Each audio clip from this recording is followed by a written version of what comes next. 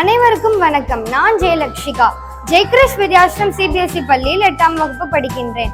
இன்று உங்கள் உறவினர்களோ நண்பர்களோ குடும்பத்தினர்களோ திடீரென்று மயக்கமடைந்தால் என்ன செய்வது என பார்க்கலாம். ஒரு நபர் ஓடிக்கொண்டு வந்தார். திடீரென்று மயக்கமடைந்தார்.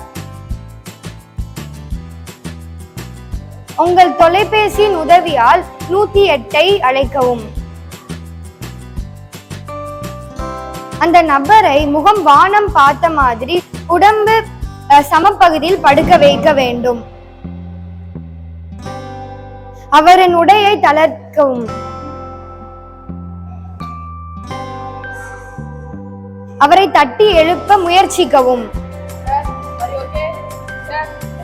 இப்போது எந்த ஒத்துழைப்பும் இல்லையெனில் ஒரு கை வயிற்றிலும் ஒரு கை கழுத்திலும் வைத்து சுவாசம் உள்ளதா என்று பார்ப்போம். இப்போது எந்த சுவாசம் இல்லை என்றால் உங்கள் வலது கையவும் இடது கையவும் நீட்டி வலது கைக்கு மேல் இடது கையை வைத்து இணைத்து நெஞ்சில் மையப்பகுதியில் வைத்து 30 முறை அழுத்தம் கொடுக்கவும்.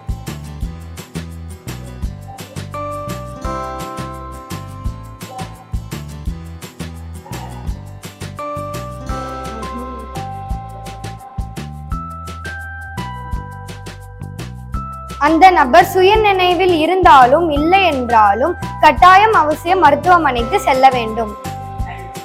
நன்றி.